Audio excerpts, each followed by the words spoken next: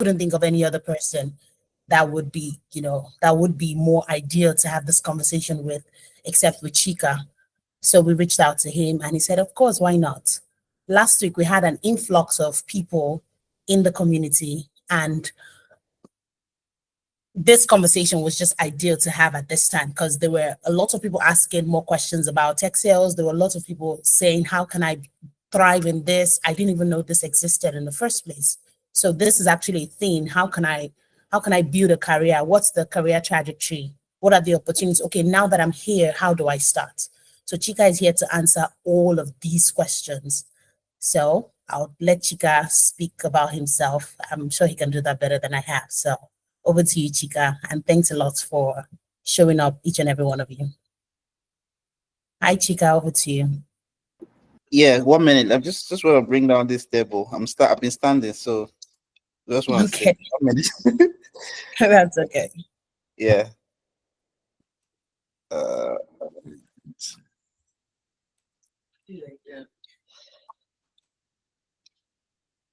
While Chika is doing that, please take your questions, write your questions. There'll be a part where we get to do a little bit of a Q&A. So please ask all your questions. We try to make our conversations as interactive as possible. Mm.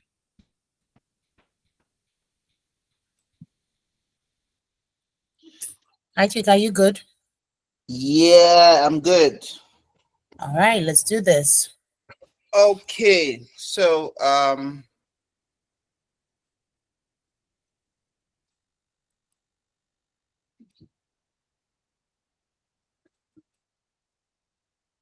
We can hear you, just in case you're saying anything. I can't hear you.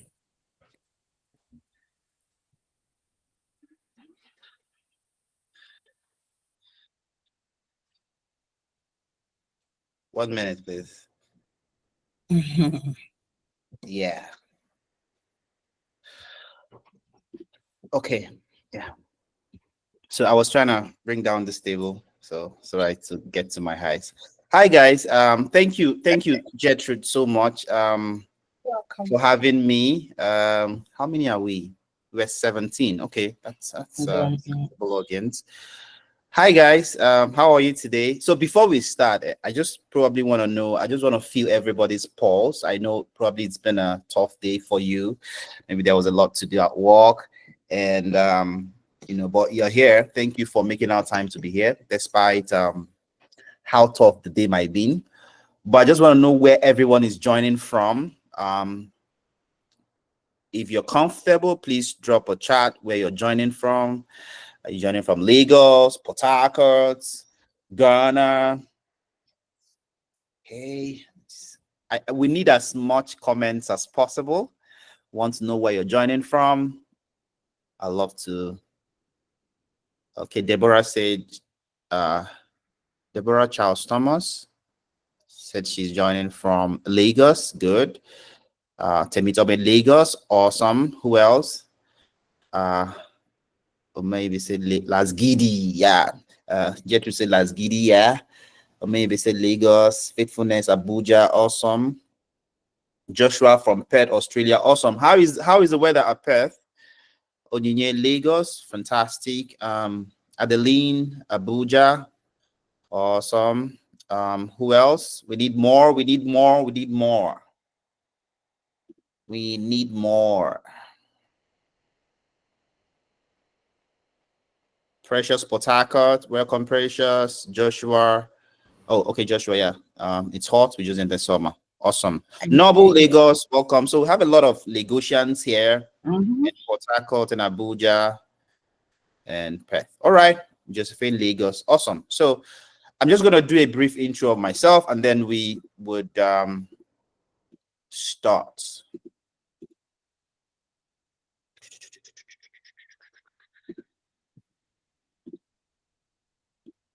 Okay. So my name is Chikon Emmanuel. So my entire career have been in sales. Okay. I've been selling for as much as I can remember. I grew up in in the southeastern part of Nigeria. And by virtue of my environment, I was exposed to sales at a very early age of my life. I didn't know I was going to pursue sales as a career, but here we are. 8+ years in till selling, but 4 years in tech sales.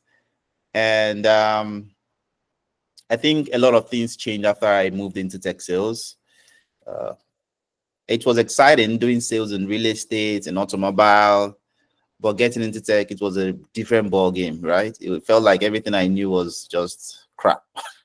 But we're glad that we're here. It's not been easy, but it's been exciting. Exciting would be the right word. I've been privileged to work for international companies like Volley. I started my tech sales career at Volley, a Canadian sales agency, and that was actually where I met Akachi, yeah, the co-founder at Texas Nexus. And then I moved to work at Mosaic, and now I'm at Premier Cardi, a US consulting company. Yeah, so I see myself as a revenue and relationship builder. I strongly believe that sales is, it's all about relationship, all about building relationship, even if you've not known the person before. And that's exactly why sales is more of interpersonal than technical. It's more of your interpersonal skills, your soft skills, who you are, basically. That goes a long way to help you to grow in the industry. And a few years ago, I started teaching what I learned.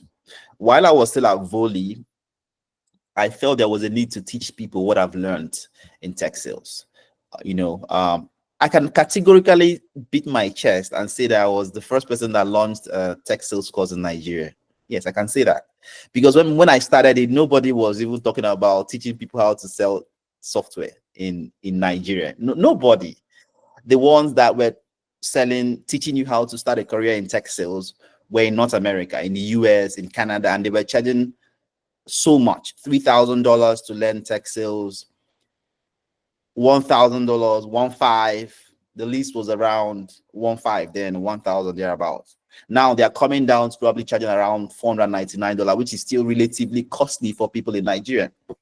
How many people can pay that kind of money to learn how to sell software? So I saw the need of, how about these things are not so difficult? How about I start sharing with other people what I've learned? And that was how it all started. While I was still working, I was still doing it, helping people. And I'm happy when people reach out to me and their life basically changed because of the little knowledge I shared with them, right?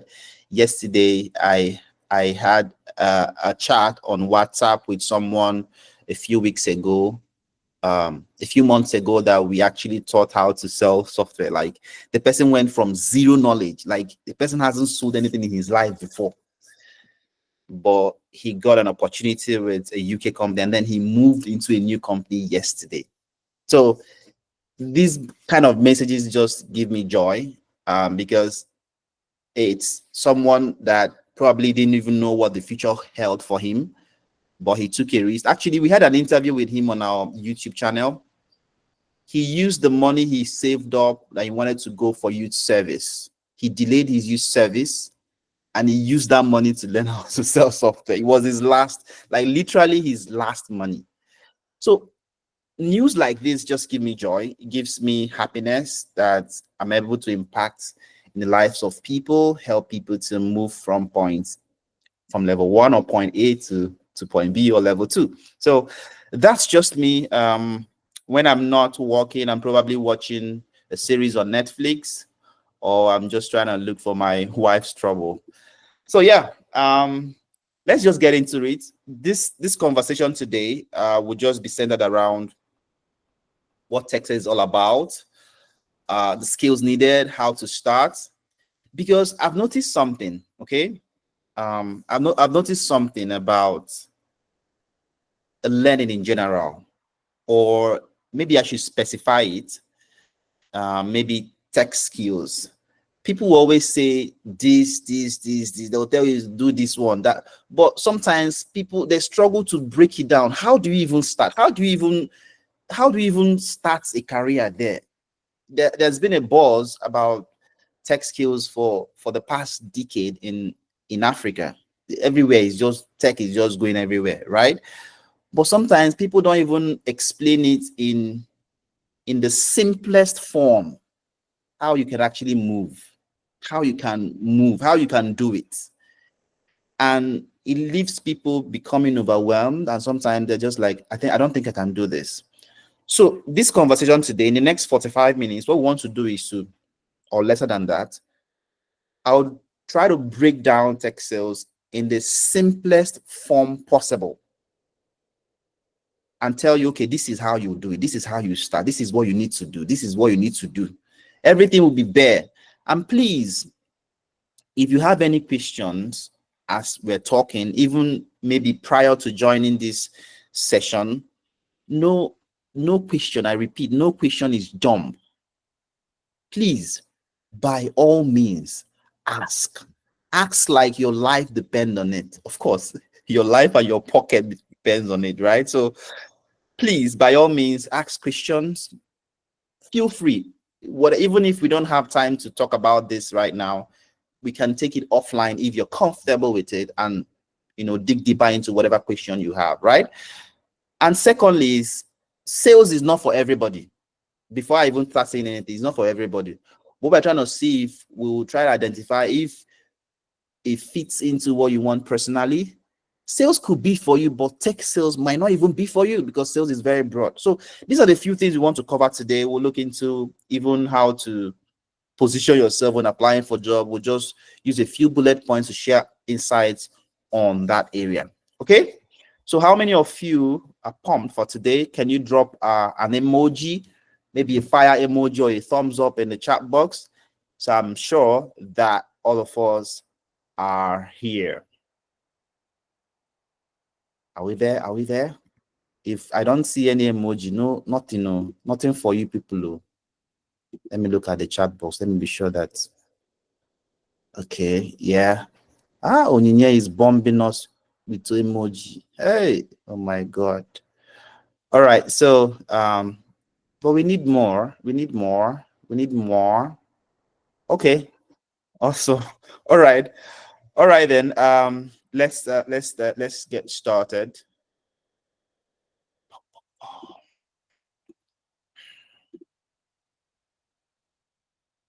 Okay.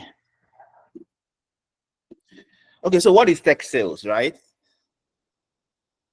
Tech sales is broad. It involves selling technology solutions. We have software sales, we have hardware sales, we have services. For some of us that are in Lagos, you see those guys in Computer Village selling computers, selling laptops, selling desktops, selling technology products. Those guys are tech sales people. That's it. They are tech sales people. They are. Because what they're selling is technology products, hardware products. That's tech sales. People that also fix, let's say they install cameras, security cameras. They install other, let's say, telecommunications. That's also part of tech sales, under services. Yes, they are tech sales people, because technology, what is technology? Anything that makes life easier for us is technology. So anybody that is in that space is tech. It's tech. They're also part of tech sales. However, what we are focused on is software sales. Software sales, not hardware. We don't have plans right now to compete with guys at Computer Village, nor installation of tech products. No, that's not our area of concern. We just focus on the software aspect of it, and software and cloud-based platforms. We can't see it with our physical eyes, but we can access it with the computer. So when we say tech sales, and that's actually the same thing that a lot of people don't explain well. Other people out there will be using the general term tech sales. What area of tech sales are we talking about? They might even be referring to software, they call software sales, which is a branch of tech sales. So when we say tech sales right now, and as we go on in this conversation, what we are referring to is a section of tech sales, which is software sales. Okay, so it basically involves identifying customers' needs and providing tailored solution. Need, solution that's happened. The tech sales has happened. So, and the secret to building a long-term and great career in tech sales is, relationship, which is what I hinted on few minutes ago. Relationship. Sales generally is relationship driven. It is. If you can't start and maintain a relationship, then you know, I don't, I don't see how you would be able to do well in sales. So you focus on building long-term relationship, because even if someone buys from you, you want a person to keep buying from you. And because we're talking about software sales, software is basically what people actually pay and keep paying to use. So software is not like, it's not like this water bottle that I just buy and I'm not gonna buy it anymore from, like, unless it gets spoiled, I'm not gonna buy it again. I could use this for like a year. If it's okay, I'm okay with it. I can just use it. But it's not the same thing with software. Software, if I buy this software, I'll keep paying for it till the day I say I'm not paying anymore. I stop using it. I could pay maybe monthly or quarterly or biannually or annually. That's software. Okay. So that's it. Let's move on. So why tech sales? Why are we so concerned about tech sales? Why is TSN community so concerned about tech sales? Why are we trying to help you guys understand how to start and grow in the field of tech sales? Why not other areas in the tech space? Why sales? Okay. Now, I'm not gonna water anything down. Sales is one field that even if you know you lose a job here, there will always be a need for salesperson. That's the truth. And the thing there is, there would always be, companies would always be founded. Businesses will always keep being founded. Companies will always keep get funded. New companies will always keep springing up.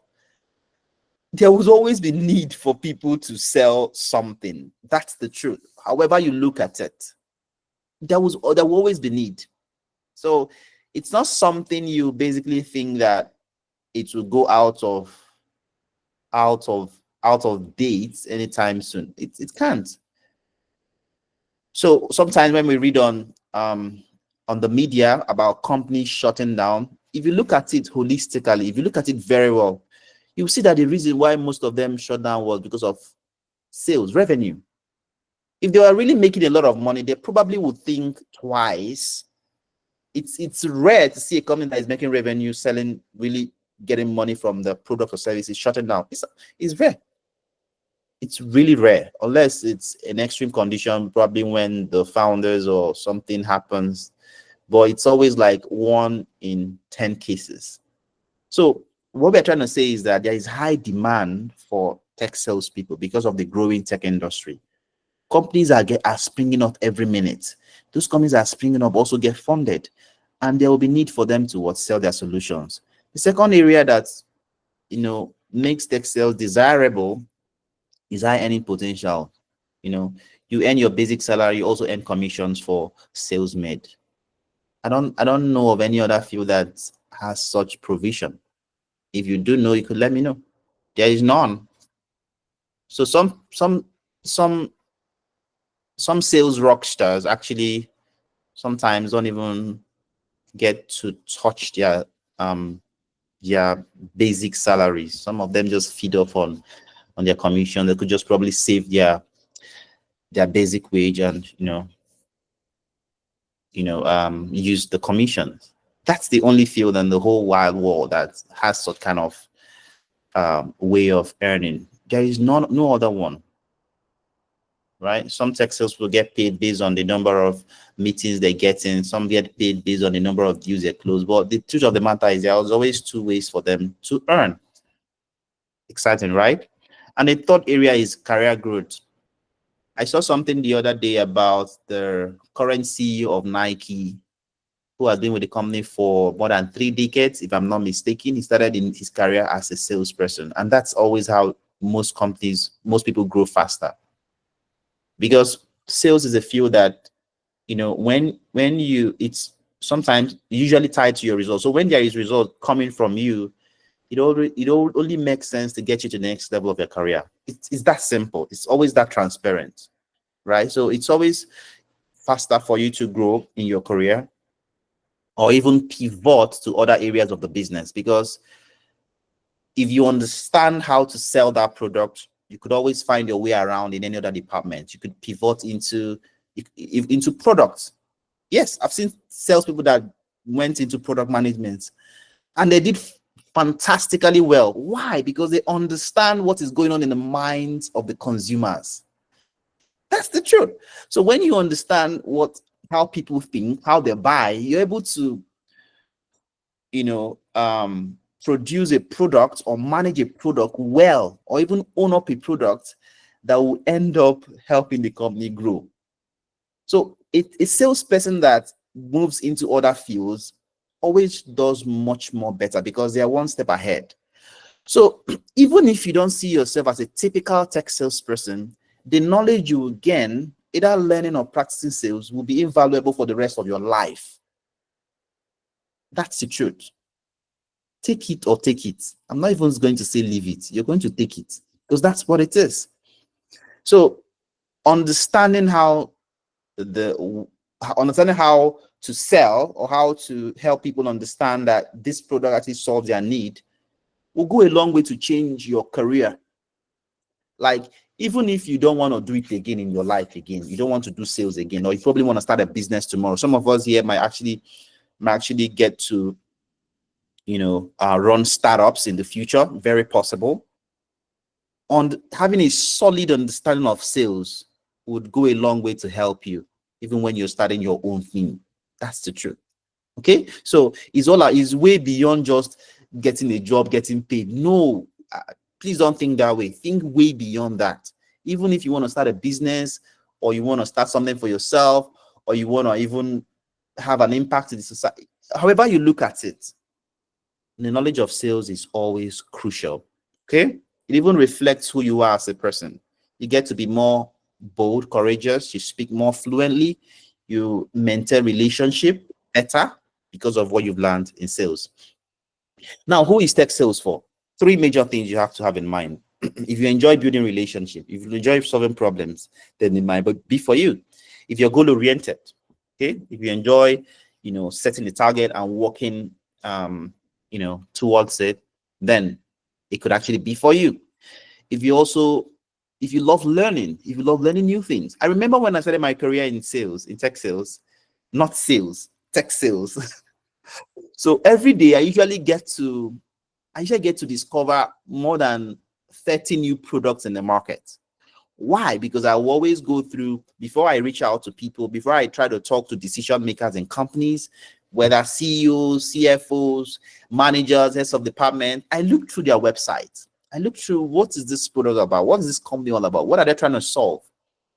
So you know what I was doing for me? I got exposed to so many tech products, like so many. So it expanded my view, my horizon. I knew a lot about how to position products, how to I even got to know about if a company is profitable or not. So there's a whole lot you learn, right?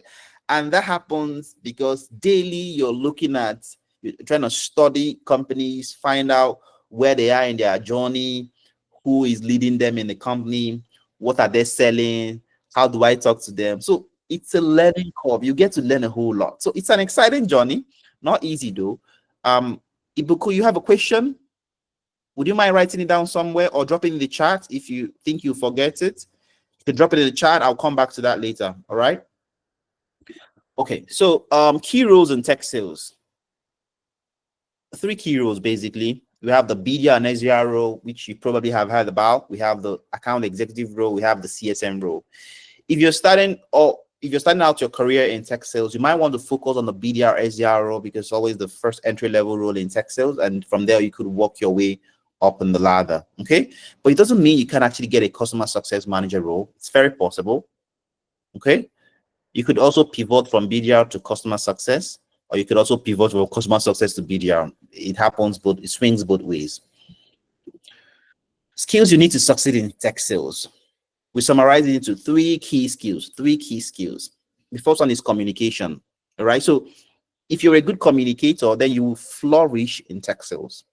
By communication, I mean whether you could talk very well or you could write well. Okay. It doesn't mean that if you're not too good in communication that you can learn. You can sharpen your communication skills. You can actually learn it. Okay. So you can always improve on your communication skills and understand how to talk to people on the phone, right? Or how to communicate via emails. Okay. Yeah, you could always improve on that. Then the second one is product knowledge. You can't sell what you do not know. Like, it's not possible. So tech sales involves, which is why we talked about in our previous slide about adaptable learners. So if you're open to learning, then you'll be able to uh, build your product knowledge skills. So if you're open to learning about the product, whether the one you're selling or the people you want to sell to, then you will basically do well in it. But if you're if you're not open to learning new things, then you might struggle because you will not even know the right feature of your product that might appeal to the person you're talking to, or the right talking points or the right thing to talk about from their own products that would help you sell to them. So you see how learning and being open to learning would help you do well as a tech salesperson. And then the third skill that you probably need as you learn and grow in tech sales is CRM proficiency. Like, CRM is our home. We live in CRMs. Okay, so tech salespeople make contacts. They sell through two basic ways: emails and phone calls. Okay, and those emails and phone calls are done from a CRM. All right, so understanding how CRMs work would go a long way to help you to do well in tech sales.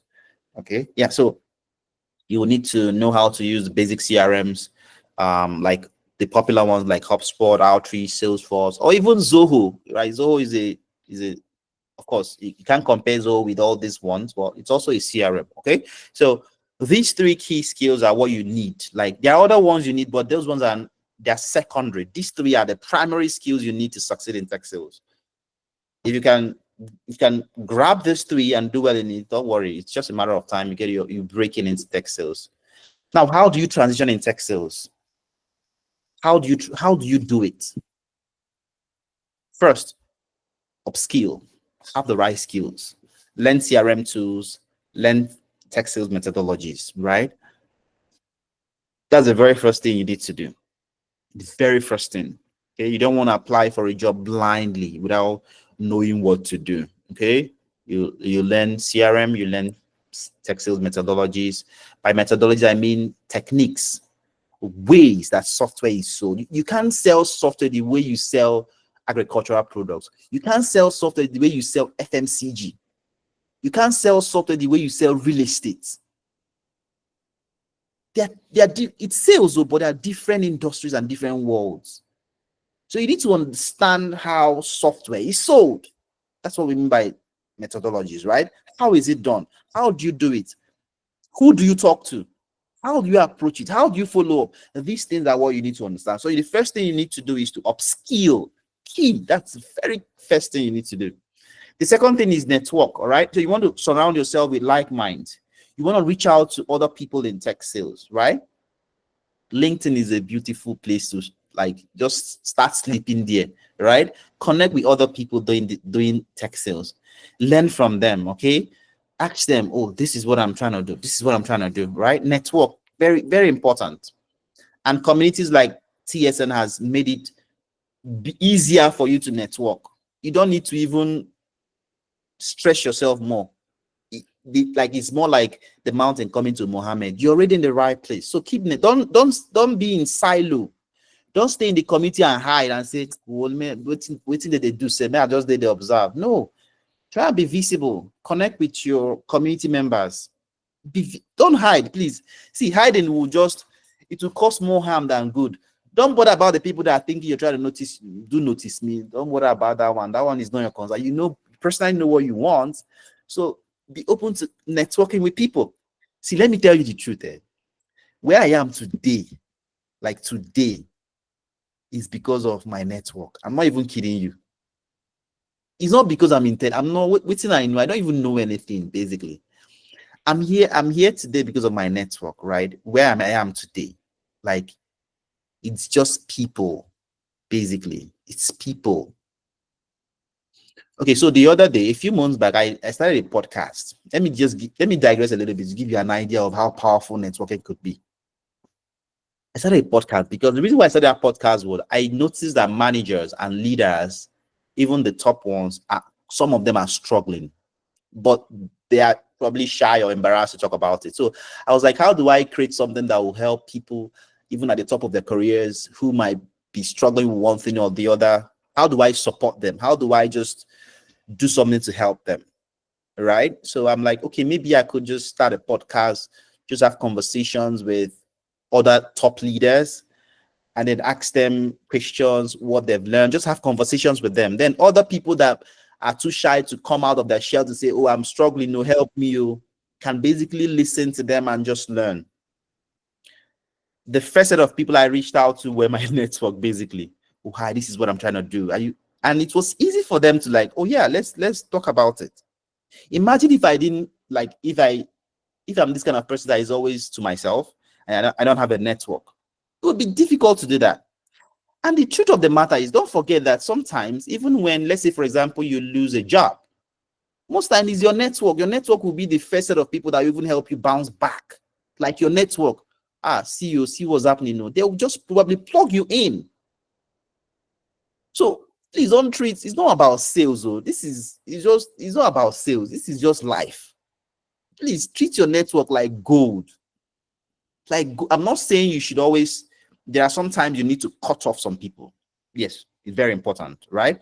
And there are sometimes you will not, because of network, you can't let some toxic people go out of your life. That's also important. However, take networking serious. Be intentional about it. All right. Don't just leave it to, you know, just be intentional. Connect with people. Learn about them. Be open to keeping relationship as well. All right. It will help you in different facets of your life. Every level of your life that you get into, you need a new set of network and friends. I moved to the West a few months ago and I've been networking like crazy because I know very well that, wherever you can go far in life, you need people. You can't do it all alone, right? So that's what I'm saying. So the key thing that you want to do if you want to transition into tech sales is network, right? It helps you. It really helps you. I'm not even kidding. And then the third one is apply smartly, right? So you want to target entry level roles because you're just starting. You don't want to hit the top roles, start from the ground, and then you work your way to the top. Okay. Now, the typical tech sales process. I needed to talk about when I was preparing this slide. I'm like, should I add this? Should I not add this? I'm like, okay, let me just add it. Okay, it gives you guys insights on what goes on. Okay, so three key things: prospecting, qualifying, closing. These are the three key typical process in tech sales. I just wanted to make it very simple so that you guys understand what goes on. Prospecting is basically you identify the people that basically are likely to become your clients, finding them. Who are those people? Then the second one is qualifying them. Okay, you reach out to them. You could look through their website or their profile as well, and then you reach out to them to know if they are struggling with the problem that your software or your solution actually solves. Excuse me, let me get water.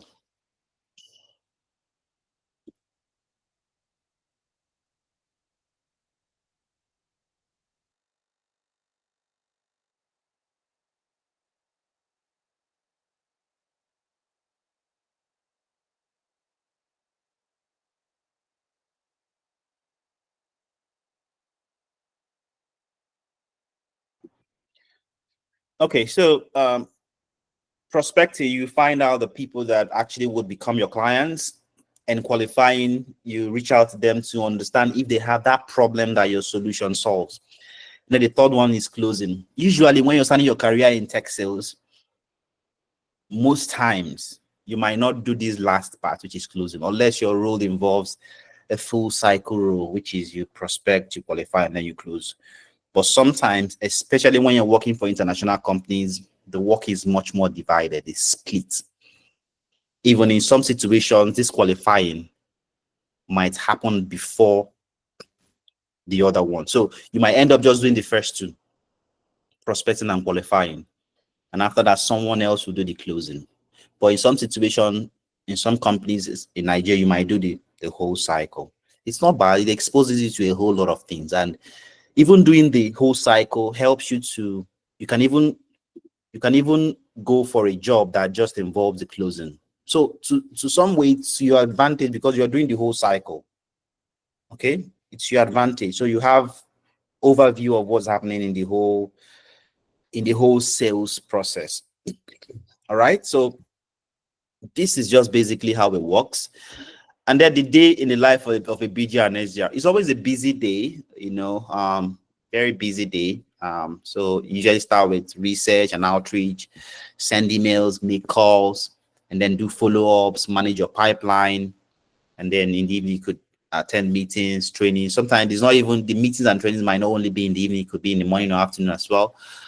But majorly it's always about making calls on the phone and sending emails. All right. And the goal is just basically to get people to accept to have a conversation with you or someone else that could talk to them about your product virtually.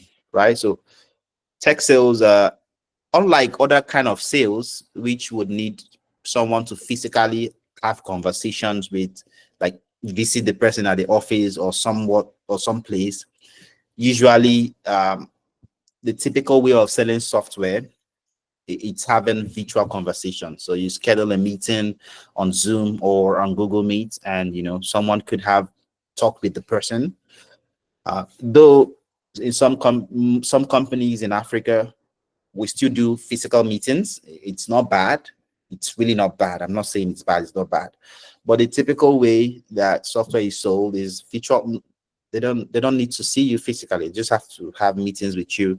After that, schedule another meeting, another one, another demo, and before you know it, when it gets the time to close the deal, and that happens, right? So, so that's basically how it is. The day is always filled with making calls, sending emails, following up on LinkedIn, managing your pipelines, scheduling meetings, rescheduling meetings, and things of that sort. That's just what happens in the day of a tech salesperson entry level, which is BDR or SDR. All right. So challenges in tech sales. Tech sales is not easy. It's rewarding, no doubt. It rewards you professionally, career-wise, and also financially. However, it's not without challenges. Right. So you face rejections. Some people will tell you fuck you on the email when you're trying to reach out to them. So you don't take it personal when you get such vulgar words, or when you when you get such rejections. I called someone the other day and the person was like, what did the person even say? There was one phrase the person used. You just want to take it with a grain of salt. Always take it with a grain of salt. Like, no problem now. If you say no, I'll call the next person. I'll email the next person. All right. So rejection is one of the major challenges you face. People would, some people will be talking, but they just hang up on you. Like it's so common. It's so common. Just like, who is this one? They just hang up. So rejection. So you should be, over time, you actually develop a tougher skin to handle rejection. And you understand that maybe the person, sometimes what I do is I just come up with a blame, like a justification for what they've done. Maybe the person is having a bad day, or maybe the person is having some personal problems. And that way I don't take it personal. So so rejections, you're definitely gonna get rejected. Yeah. If you get rejected, don't doubt yourself. Pressure. There's always pressure. Every job has pressure these days, actually. Every job. In sales, it's still the same thing. You have deadlines, you have targets. But the thing is, I'm just going to tell you guys this thing, like straight up. In sales, right? In sales, I'm not talking about tech sales particularly, sales generally, and even in tech sales. Sometimes, even if I know you might be asking, target, I don't like working with targets. Even if you don't reach targets, there are people in tech sales that don't meet targets, but they are not let go in their companies. So sometimes great managers are not looking out for you to meet the target. Sometimes the targets cannot even be met. That's the truth. But are you putting efforts? Can you show you're putting efforts to even do something reasonable and tangible? That's the truth. All right. So don't say, target, this is not, I'm not that kind of person. No, which one be target? No, don't think that way. Right. So the target is more like, this is what we are working towards. There is no law that is written somewhere that you have to meet that target. If you meet the target, fine and good. But you need to be able to put effort. Target is more like what you're looking towards to achieving. You might not achieve that, but did you do something reasonable? Did you try? Can you prove you tried? Can you prove you've done everything you can? That is exactly what great managers and sales are looking out for. So don't think that because your targets there that I can't do that. No, don't look at it that way. Look at it that targets are numbers. They're there to help you know what you're working towards, to know where you're looking to get to. It pushes you to put in effort. It moves you to try your best. See it like that. Everybody has targets in their personal lives. You have targets. You set your own personal goals. It's the same thing with sales.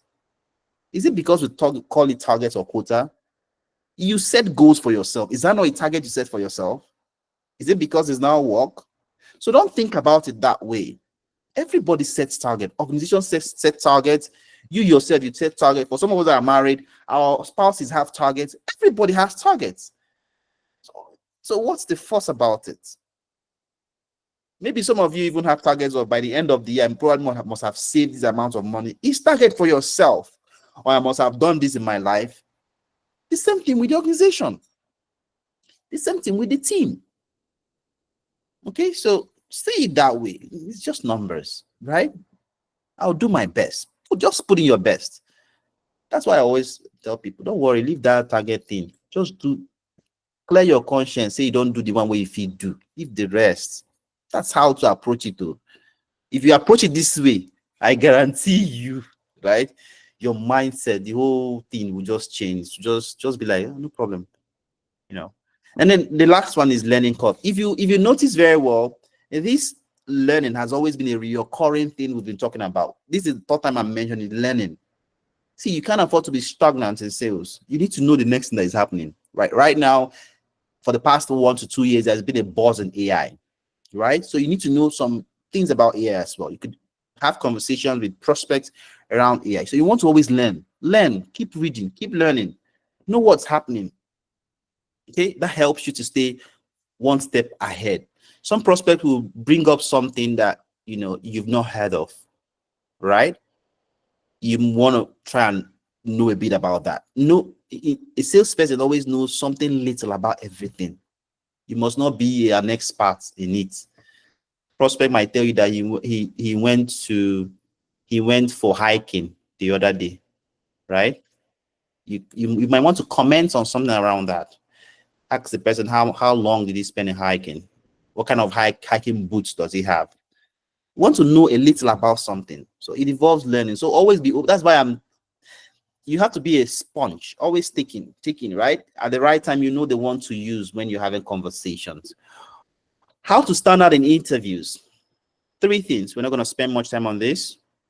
You show results, right? What you've done in the past, show results.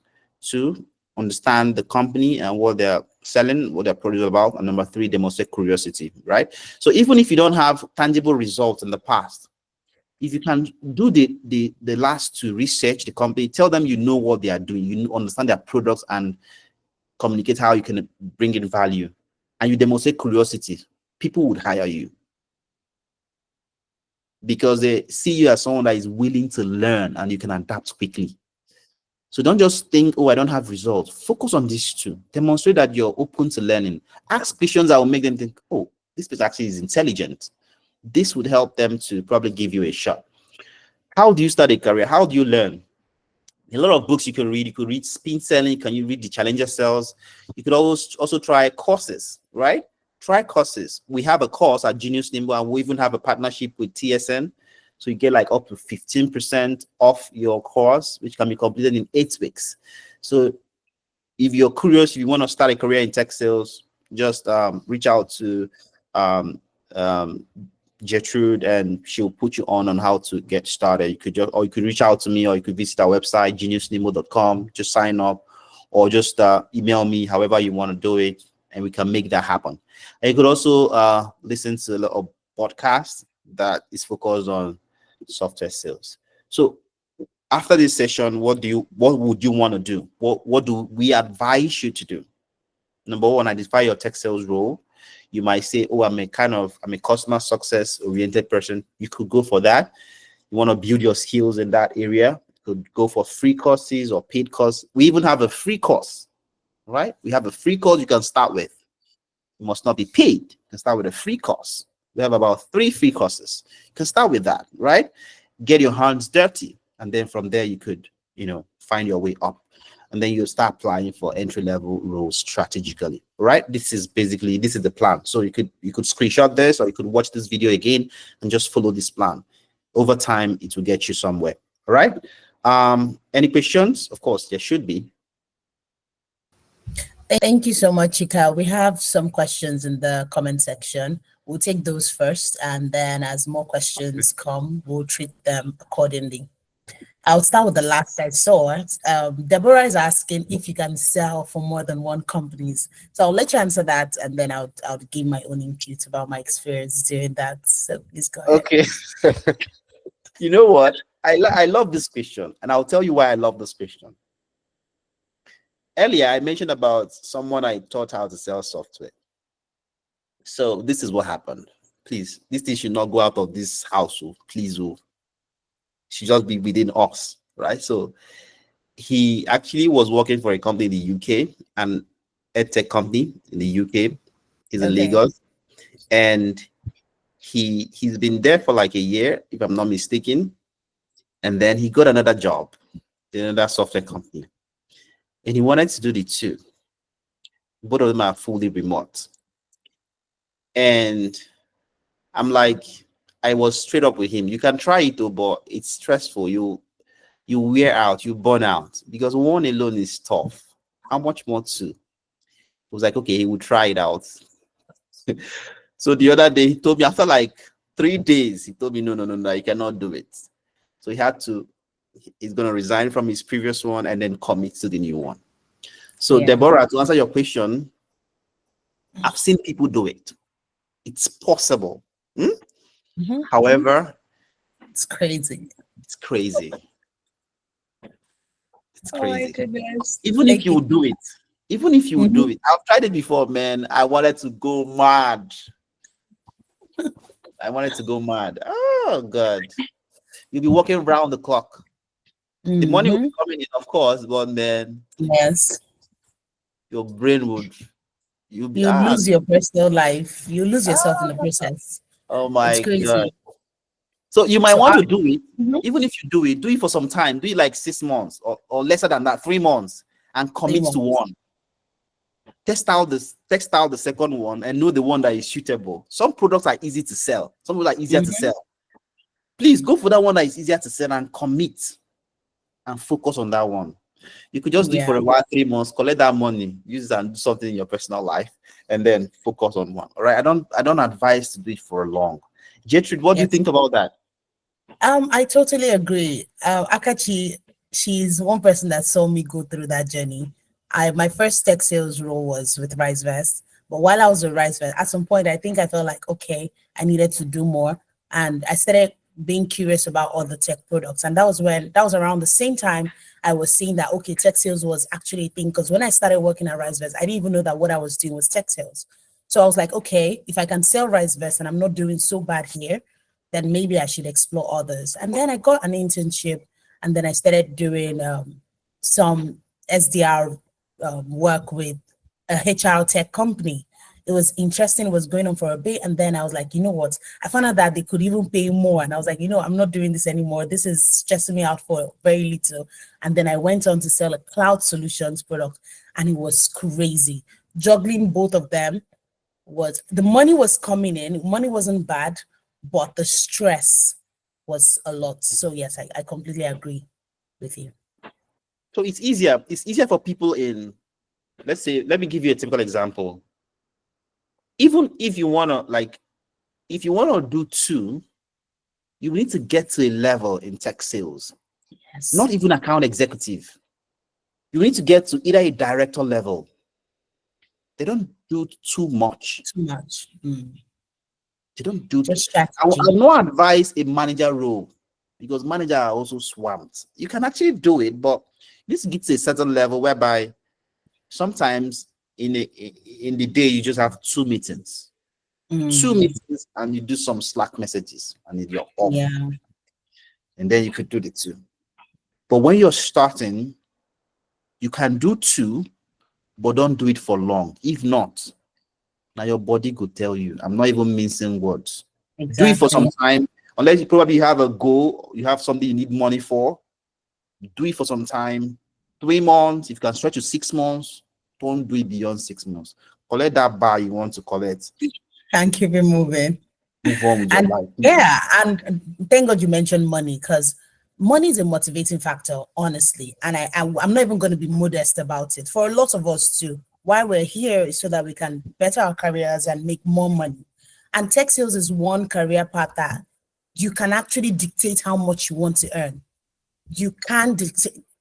Someone is, I don't want to mention her name. I don't know if she wants to be called, but someone here has uncapped commissions. For every time she books a meeting, she earns over $300 minus her base salary. Do you understand? So you can say, okay, I'm going to book 5 meetings in a week. I'm going to book 10 meetings. It's hard to do that, but it is also easy when you know the right strategies to take, like identifying your ideal customer profile, qualifying the right people, and reaching out to them strategically, right, and then booking those meetings. So you can actually thrive in tech sales if you just know how to go about it. Will I advise you to take more than one role? I won't, honestly, because I've been there. But if you can, by all means, like what Chika said, you can say, okay, let me do this for a while because I'm trying to garner experience. I can do more than one, and then you can then decide to choose one.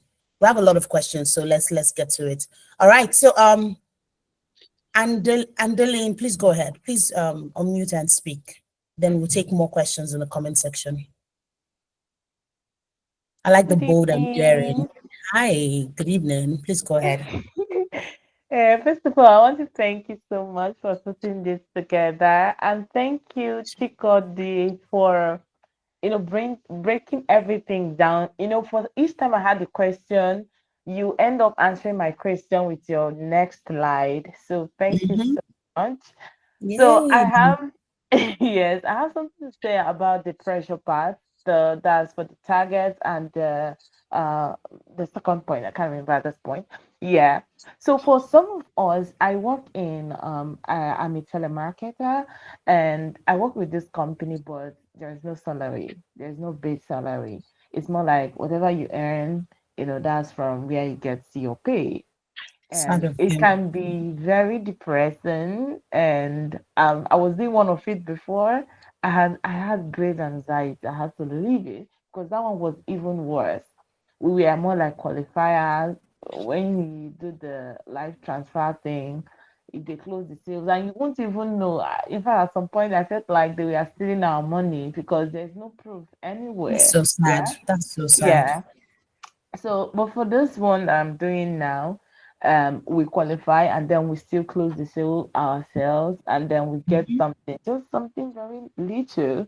But the telemarketing job I'm doing now just made me to know that I actually want to, nip it down at sales, tech sales, because Exactly. I just like Chikodi, I come from a family where all we do is business. We know to go school like that. Me Yeah. too.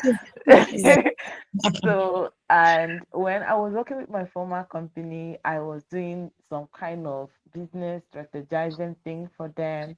And then Mm, this telemarketing job too. I just knew that I wanted to do tech sales. So when I saw the conversation ongoing on Twitter, I had to follow Jtrude immediately and Yay. enter the Slack community. You know? So yes.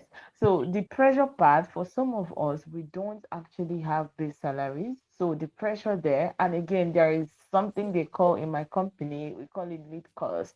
So it can actually cost you your job because every week they do review. And if your lead cost is high, they're going to throw you away. Like they'll fling you out. Is that bad? Oh, that's Yeah. crazy. Mm. Yes, because they have a lot of dialers from Nigeria. So, and then the very last one, you mentioned there would be a 15% of the course. You didn't say how much it is, or maybe you'll be giving us more details on that She's an later. Igbo woman for real. Okay, so Please. Thank you.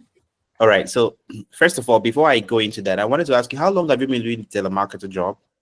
It's Very like brutal. 1 year now. 1 year now, Okay. just 1 year. Yeah. Now, the truth of the matter is, I don't know if anyone has told you, but like it will be easier for you to transit to tech sales.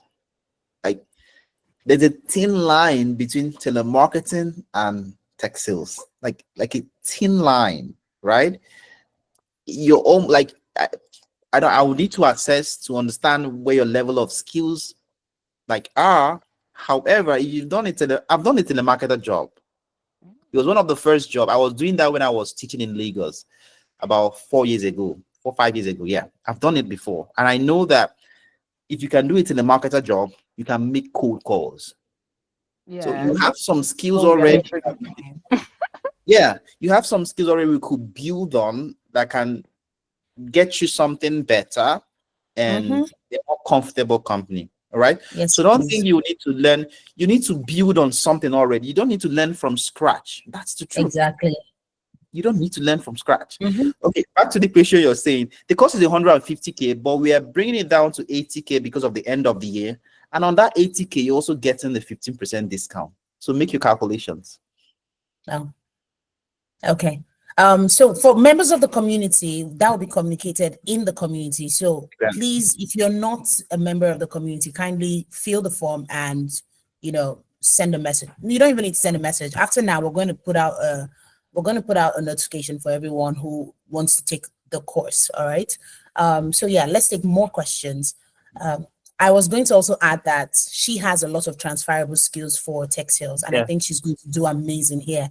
And honestly, it might be a bit tough, and because we're in Nigeria and we're going through this very brutal economy at the moment, it might be a bit tough to want to pivot and get another job. But please, I would honestly advise that you don't stay in a sales environment that is that toxic. Yeah. It can just Commission based ruin. alone. Don't stay Do you there for long. understand? No, don't 6 even months, work for run a away. company that no matter how desperate you are, don't work for Yeah. a company that offers you just commissions. It No, is no, run away. unacceptable. And it is no way to treat salespeople. It's not good. And that is one of the things that we at Tech Sales Nexus were trying to change the perspective and the perception of even salespeople for themselves, and then let it translate to how other people view us. No longer are we going to tolerate things like that. We're literally the lifeline of every business. And when you walk and carry yourself in that light, trust me, your employer would not even want to mess with you regardless. All right. So Ibukun, we'll take your question and then we'll take Onyinye, then Debbie, and we'll take the rest of those in the comments. Please, please, please. We're beyond our time, so let's hurry up. All right, Ibukun, please go ahead. All right, thank you. Thank you so much, Chikodi, for this session. My question is, I'm currently an SDR lead in a tech consulting company. Though I'm not working right now, I'm currently on my 3 months maternity leave. But I mean, before the 3 months is over, I really want to upskill. What we do as SDRs in the company is not, the full responsibilities of an SDR, like the normal SDR. Do you get? Mhm. We mostly do like inbound, and sometimes we do outbound emails and all of that. So me upskilling, would you advise that I start focusing on, because yes, I have some experience, right? Coming back, I Okay. just don't want to, continue what I was doing. Would you advise that I just go into like maybe the international market I look forward to taking your course, right? I really do not mind anything that will actually help me to, upskill and get what I really want. So would you Mm. advise that I, go into the international market, trying like taking a full SDR role, right? Just so I understand everything I need to do. Or, still stay back and working with Nigerian companies. And And I really don't know, but maybe the ones I've worked with, right? They really do not do like the full SDR, like the loads, like checking yeah, responsibilities online. So I okay. just wanted your advice. By the time this whole thing is over, I just wanted Mm-hmm. to be sure I'm on the right path. That's my All right. question. Thank Thank you. you. Makes sense. All right, Chika, please go ahead. That's a very great question, brilliant question, and I'm glad you're thinking about upskilling. Congrats on your baby. Uh, Yay. one thing I would say is the one you have, hold it well while you seek for better opportunities. Okay, Hmm? so hold the one you have, upskill, and keep applying. Yes, You please. also, just like Adeline, you also have some skills we need to build on, right? You're not starting from ground zero. So of course there will be gaps. Like you said, you from what you said, I perceive someone that wants more. I feel Exactly. there is something that is missing that you've not done. I know Mm-hmm. how it feels. So those gaps will help you fill it. Will help you fill those gaps on what a typical XDR in the West probably does, right? Maybe learning how to create a script yourself, using a script, having really good calls on the phone with people, crafting a better email, And then also, one beautiful thing about the course is that we also give you an idea of how to run a demo, despite the fact that an SDR doesn't run product demos, but you understand the basics of running a demo. So, in summary, my advice is, while you enjoy your maternity leave, use it to upskill yourself. After your maternity leave,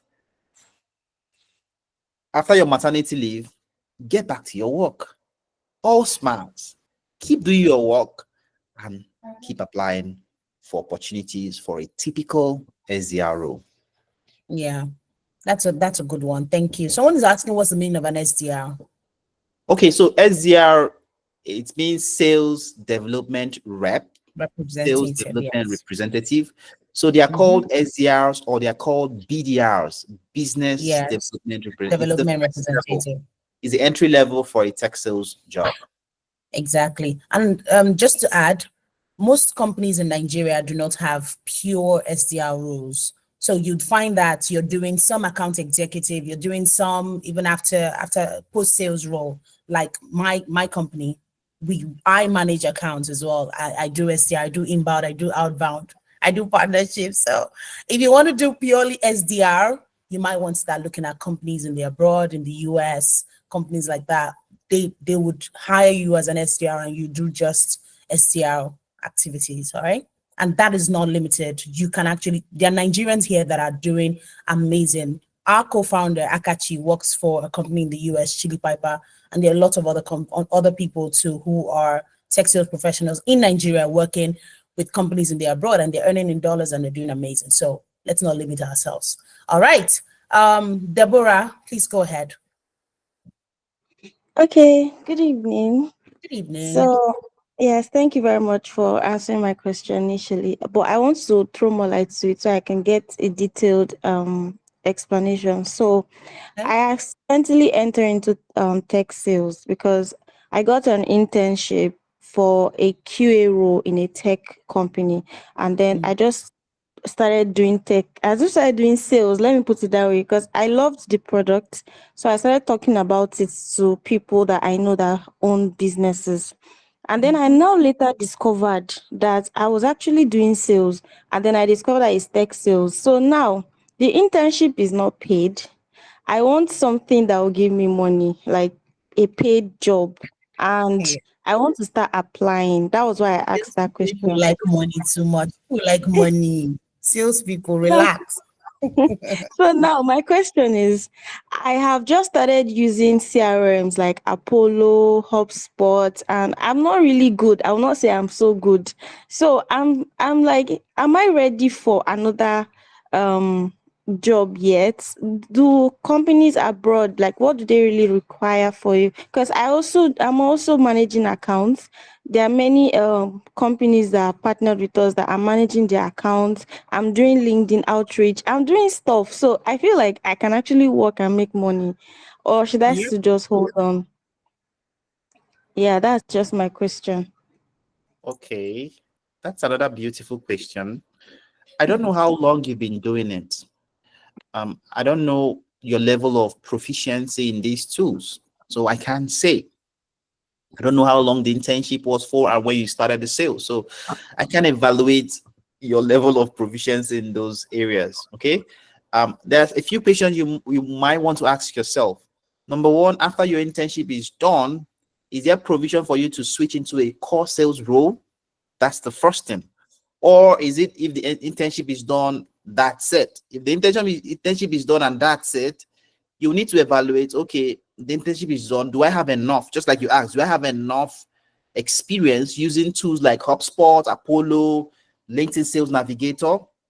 For me, what I know about these tools, is it enough for me to seek a job in tech sales? So these are questions that you have to ask. I can't answer those questions. You have to sit down, ask yourself those questions. Then if Mhm. there is need for you to upskill, you could upskill. You Yes. could also upskill while you're doing the While internship. you're on the job, exactly. Yeah, it depends on what you want for Mhm. yourself. You could There actually is need upskill for while you're doing upskilling. the job. And Yeah. from there, from while you're doing the internship, you could actually get a full-time role. People True. with people with less your experience are getting full-time roles. True that. I'm not joking. I'm not saying this to make you feel good. People with less Experience, experience didn't honestly. HubSpot, Mhm. are getting, they're learning on the job and starting the thing, Making money. making Yeah. money. So you don't wait till like you're at a certain level before you try what you want to do. Just you have the basics. Sometimes there are jobs that people will start during the onboarding. That's when they get a firm grasp of any tools that they use. So ask yourself these questions, gauge the duration of the internship, how much time do you have left? If you're done, can you switch to a core sales role? Would you want to upskill? And then you could go for upskilling, get additional skills, and then you could move to the next level. True that. I agree 100. All Thank right. you. You're welcome, Debbie. Onyinye. Hello, good evening. Hi, good evening. Good evening. Thank you so much for this opportunity, Gertrude and Chikodi. I'd like to ask a question. I connected with the first lady that asked the question based on the fact that, of course, I've been in business all my life and I'm fresh out of the Nigerian law school and I have some transferable Hey. skills. However, my questions are not like on the technicalities, they are on like some things relating to relationships and boundaries. For instance, my first question, I don't know if this was answered while my phone went off, but my first question is that, I feel like this role has to do with like, when you're trying to build a relationship, which I really like to do and stuff, but you have to do a lot of small talk, just keeping the conversation going. So how do you set boundaries? Like how do you, just navigate the whole thing, especially when you are speaking with, the opposite sex or Perfect. people speaking with, yes, people generally. How do you Yeah. set boundaries and don't go into too much? Secondly, I like to speak with people and a lot. I like to keep a conversation going. I love good conversations, but I don't think I would consider myself an extrovert. So like, and sometimes I know that you guys probably get this question a lot, but that's a question like, how do you deal? Because I feel like sometimes I just need some time away to recharge, but you have to be speaking with people all the time. So how do you like, balance that? Thank Yeah. you. Thank you. That's a good And question. people in this community are very brilliant though. Let me just say it straight up. Yeah, I love it. The People in this energy. community are very, I'm not joking. People are very brilliant. I'm just saying this and Actually, putting it you out will not there. even be modest. It's a fact. These are brilliant questions, all right? some of these which this is the first time I'm hearing that ever in my life. Okay, so brilliant question. Now, the first question on setting boundaries. Now, it depends on where you are practicing tech sales. Now, what I mean by that is, if you are selling software for a company in the West, okay, maybe you're working remotely and you're working for some software companies in the US or UK or Canada, like if you're speaking with them on the phone, each call could average like 1 or 2 minutes. Sometimes don't even get up to 2 minutes. Sometimes there's not enough time for them to be saying that rubbish. Facts. And most times the call is basically, oh, hi, this is who I am. I'm calling because of this. And I was wondering if we could book a meeting to talk more about it. Yeah. So the call is basically, it's not a lengthy call of like 5, 10. No, those are too long. 1, 2, 3 minutes. The goal of the call would be to set up a meeting which someone else would handle, not you. That's if As an you're doing SDR. exactly, you're yes. doing an SDR in the West. Now, if it's in Nigeria or Africa or Abuja, wherever you are, it's different. That is why now the boundaries would come in. Okay, so that's why I mean by it depends on where you're doing the tech sales. If it's in Nigeria, or that's really where the boundaries, a lot of boundaries would come in, because just like I said when we're explaining the whole process, in Nigeria is different. Where in the West, nobody visits each other in the office. Everything is done on Zoom or Google Meet. Nobody is it okay. Even if nobody has that time. Basically, they're going straight to the point. Each call on Zoom might last 15, 20, 30 minutes. That's not even enough to say the rubbish everybody's having in his head. Sometimes every call you're like 3 people, so they might not even have that opportunity to even say what they want to cross the line. exactly. Or if it's in Nigeria, that's when the boundaries would have to come into play. But and even in Nigeria, there are still ways to navigate it. And Otto is also saying that sometimes there's a script, so it'll be hard to go outside it, which I agree. Exactly. So as a woman in sales as well, I would love for other women to drop their perspective about this. As a woman, it's just about, like you said, boundaries, and we need to constantly remind ourselves of the value that we're bringing to the table. As someone who is coming with a solution, I'm trying to solve a problem. I'm staying focused on that. While I'm trying to build a relationship with whoever it is I'm speaking with, I constantly know where to draw the line as a person, because I know my own values. Right? Last week we had events to attend, and I and Akachi attended one, and then we had to go meet someone. And this person was someone I met through another person, right? And I was trying to get that person on board for RiseVest. Till now, that person has not bought. But the person that the people that I have met through that same person that we met last week, they've been amazing with regards to my career. So sometimes it's not just about that person that you're meeting in that moment. You just try to maintain a good relationship, have your values in check, understand that you're constantly trying to solve someone else's problem and move. Don't always think about, oh, this person's trying to ask. Sometimes they're not even thinking about that, right? Sometimes they're not even thinking about trying to ask you. And yes, if you're pretty girls, yes, they will come on to you. But you need to constantly draw the line and maintain your values as a person, as a salesperson. Yes, that's my opinion on that. Just create a boundary, stick to it, know your values. Tell that person that this is what it is, right? And I'm trying to solve a problem, And the anybody thing is that also comes up to me like that, I push you away. The industry too. Some industries too are more prone to people wanting to have extra conversations beyond work more than some other industries. So it all depends. Yes. It all depends. And it's you'll be something surprised you that can do, right? it is. You can do, right? In all my life. Don't be Sorry, scared. Chika. I was gonna add that in all my career in tech sales, I've never had anybody ever. Yes, you might have met some people who would want to, ask you out or something, but I've never had anybody outrightly do it. I have children. Sorry. Can you hear the cry in the background? I have kids. So yes, I've never had anyone common to me like that. Never. Someone asked me this question last month, and I told him, and he was surprised. I said yes, and it's constantly how I carry myself and how I draw the line. And when you see me with other people, you'd wonder, okay, but honestly, I am just trying to build a relationship. For me, relationship building now and networking is no longer a strategy; it's a lifestyle. So I'm constantly trying to build a relationship, build relationships while drawing the line, regardless. All right, I'm going to let O2 unmute, please. I'm so sorry, Josephine. O2, please go ahead. O2 is our patron at Texas Nexus. Hi, O2, please go ahead. Hi everybody. Just to further buttress on this, because I've been in spaces, especially finance, where this has been a conversation. Yeah. I give an example. There was this very wealthy man in quotes. Yeah. She went there to sell banking services and everything, and the guy literally came out in a towel and told her that she's spoken to her boss. So the boss is expecting the money, but she has to pass in front of him, go into the room. This is his private bedroom, get the money, and then go. She said she stood there for, if it was close to 15 minutes, just thinking, okay, so this person has actually called my boss. So my boss is expecting a return now from this entire meeting, but he doesn't even know what's going on here. And she turned back. Yeah.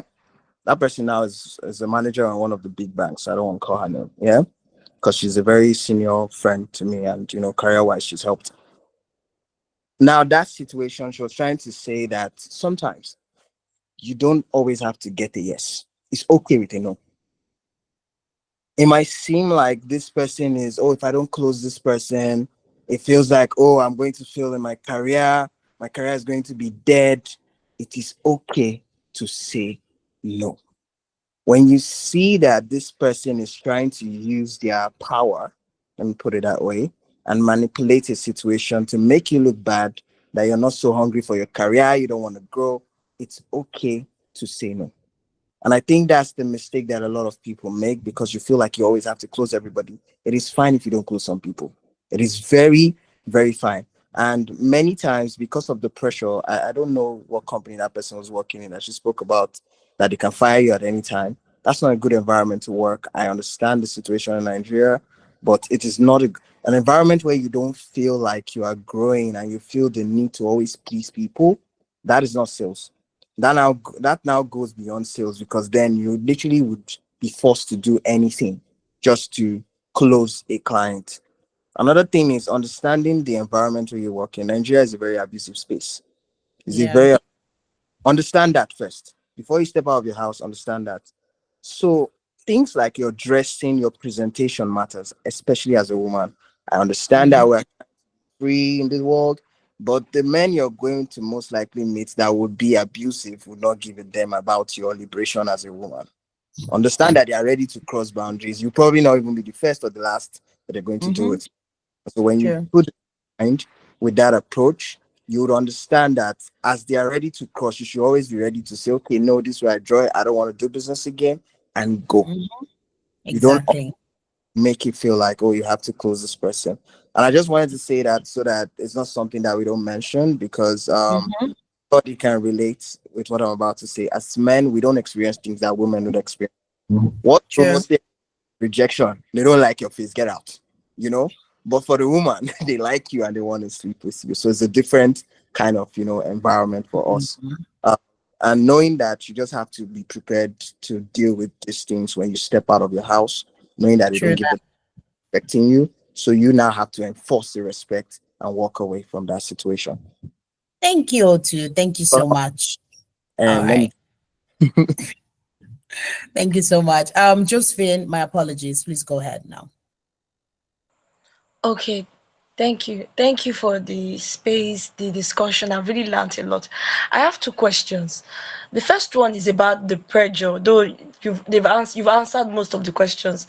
But I noticed that I've had sales and marketing experience in a different industry.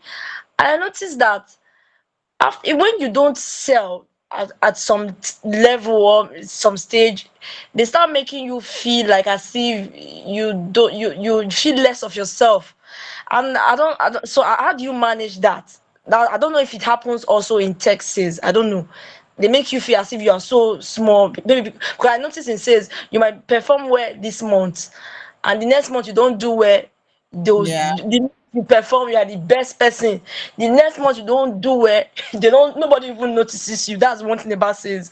You don't care. You'll be so Yeah. surprised that you just down.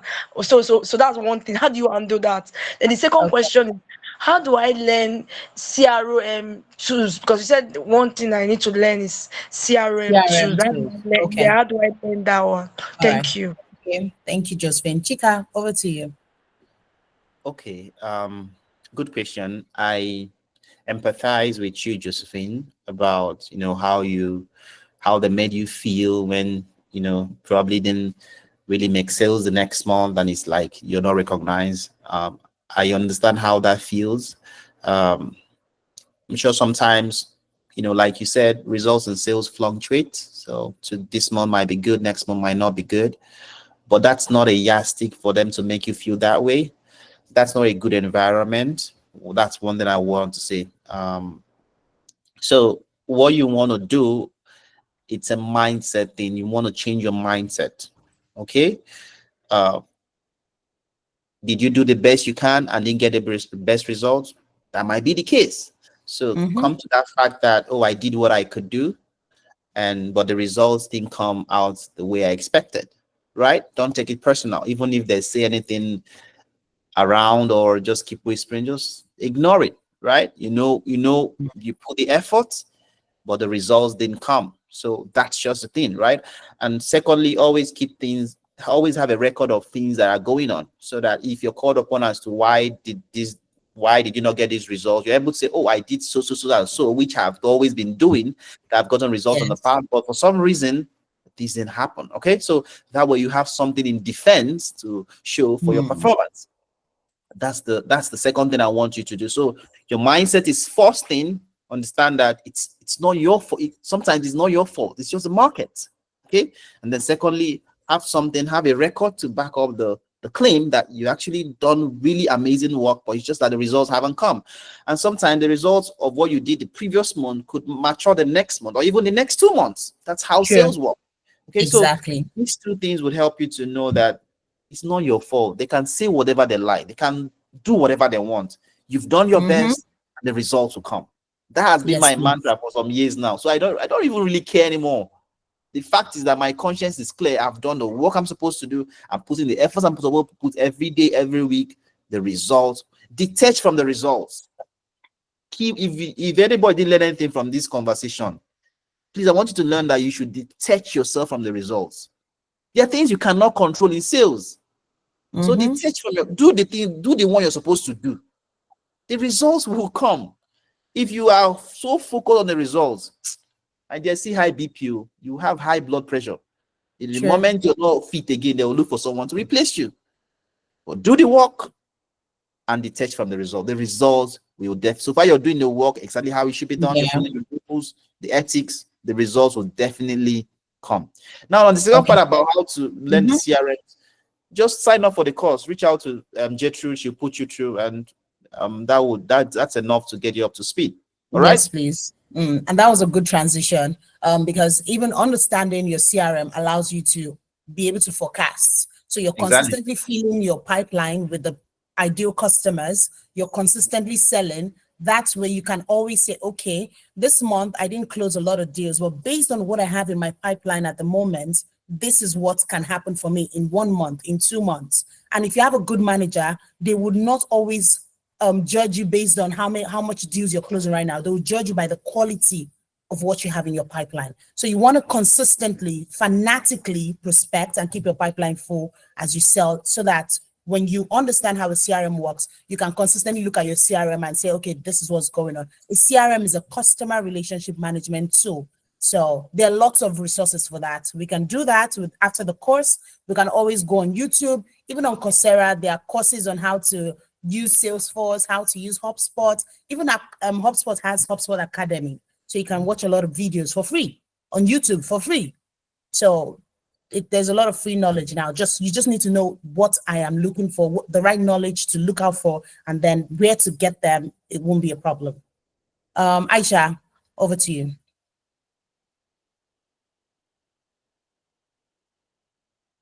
Aisha, your hand is up. Do you still want to has someone answered your question already based on the No, concept? no, no, not yet. Sorry. I was Okay. trying to unmute myself. Hi, All right. Sure. everyone. Hi. Yeah, so my question is, I'm not really trying to get into tech sales right now because I currently work as a product manager, but I see it as a career path in like maybe 2 years' time.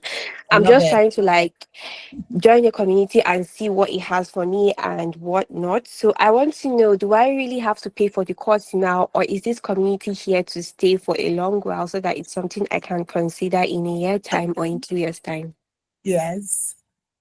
Okay, Chika, do you want to take that? Should I answer that question? I think okay. I think you should. I think that question is for you because it's for the Yes. community, you know. Yes. But if I'm to answer the question, the course is not going anywhere though. But Yes. It's but the not. thing And the about knowledge, community, yes. if I'm to answer that question about knowledge is, if you learn something, you want to implement that thing almost immediately. Sure. It's always the best way. Like you learn something, try and implement it immediately. However you want to implement, just implement it. It helps internalize it, and you're good in it. So if you learn something and you're not practicing it, I don't know, but I think it's a waste. So it's not necessarily a waste, but you won't really get the best out of it. The best of it. So my advice would be, it depends on how long you've done products, how long you've been a product manager. Product managers, I said this thing earlier. I For don't like know if three you were there. years. Okay, For 3 years. Okay. that's a long Yes. time. That's a long time. I said this thing before when we were discussing. Product managers that have sales experience are much more better than PMs without sales experience. Mm-hmm. The products you're managing or you own, it's people that are using it. Sure. You The have to be product is customer centric. it's not it's not spirit, it's not angels, these are people. So a product manager True. that have understanding of sales psychology, how people think, how people use products, kind of product that will be appealing to people, it's a much more refined and well-grounded PM. True So it that. boils down to what you want. You could choose to take the course now, fine. It helps you become better in new product that your company might launch or that you might Yeah. manage in the future. Sometimes, even if you want to get a new job, when you're interviewing for a job and they see that this person is not just a PM, but this is a sales-oriented PM, it gives you an edge over other PMs that are interviewing for that role. True. So it boils down to what you want for yourself. If you want now, fine. You want in the near future, that's still okay. The decision is ultimately you. So, but for the community and the how long the community will stay, Gertrude would have to answer that. The I don't know. community is here to stay by the grace of God. And with all of you actively involved, we are here to stay. Thank you so much. Thanks for that question. Thank you. You're welcome. Omi Ebi. Okay. Hi, good evening. Thank Hi, you good very much. evening. Yeah, it's a lovely session. So I Thank have a question. It was more so referred, it's coined from an interview I had some weeks back. So my question was centered on B2C. So what role do salespeople play in B2C companies just like RiceVest now? That okay, the marketing team is already doing a huge deal in terms of getting it to the public and how to use that. So what role does a sales team play in that? And that was the question I was asked during my interview. When I reply him, he gives me what's it now? He gives me an objection, and I give him another one. He gives me another objection. So it's like quite a lot of back and forth. So what role does a sales team play in a B2C company where there's already a marketing team that's already putting that out there, their product out there? Okay. I would answer the question, but Gertrude will also shed more light, being because she does B2B. I think so. Yeah. But I'll answer the question. I'll give you some insight. But because you made reference to RiceVest, which is something she's been selling for the past few years, she will also, I think she'll also give you some insight on how she approaches that.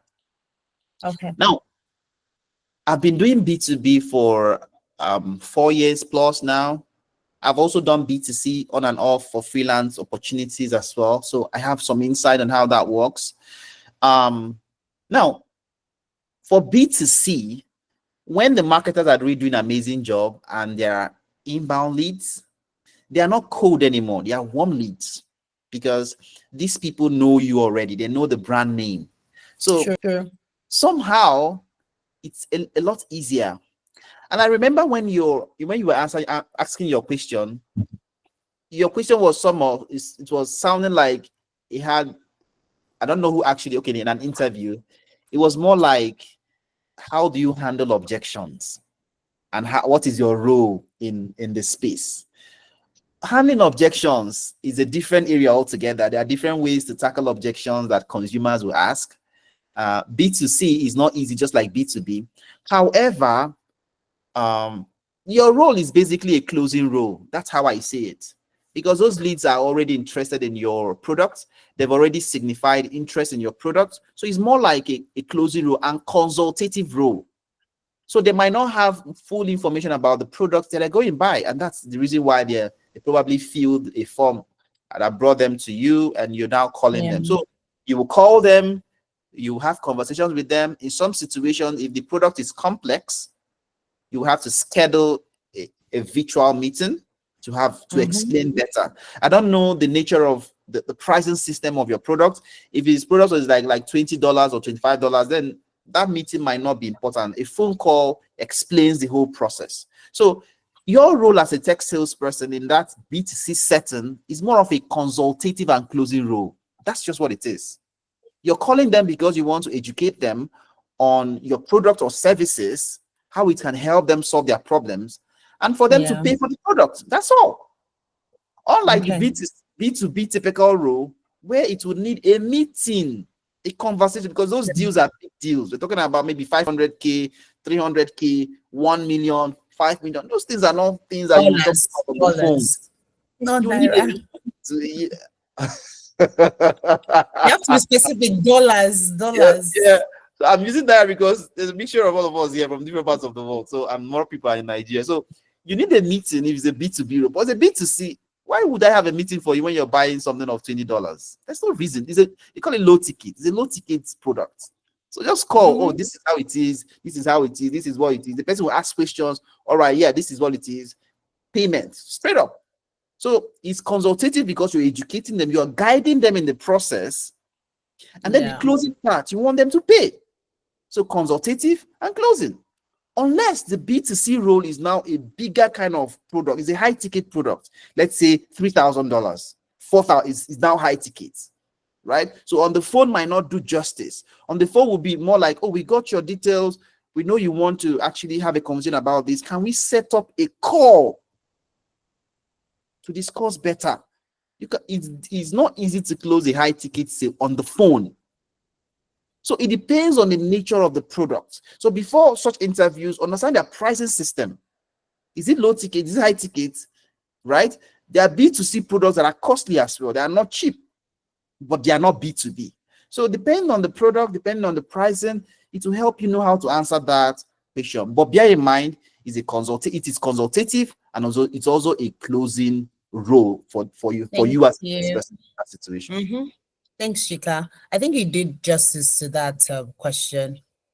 Except he wants me to answer something specifically, so we can have that conversation later. If you're a member of the Slack community, just send me a DM and we can No, talk. he answered the question really, really well. I have an Okay. overview of what, so that's it. Thank you. Oh, yeah, that gladdens my heart. Makes sense. Okay, so someone was asking in the comment section, I have done sales and marketing in other sectors, and I noticed I don't like the idea of meeting targets, which you've answered. He said, what is my KPI? KPIs are unique to the company that you work with, if I'm correct. So please, when you join a company, you get to know what your KPI, but your KPI would never be a KPI that murders you. It will be a KPI that pushes you to actually do really well. Someone said, is selling software easier? That's still Josephine. Is selling software easier? Nothing is easy. Even if you want to be just the CEO, heavy lies the head that wears the crown. It is difficult. Every role has its challenges. Same with tech sales. But is tech sales a rewarding career? Absolutely. Okay, more questions. Someone, Josephine is also saying, but when you don't get the results, a manager makes you feel less of yourself. I'm just trying to make sure that we don't miss anybody's question in the comment section. Can you sell for more than one company? We've treated that. As an SDR, would you advise in increasing meeting booking.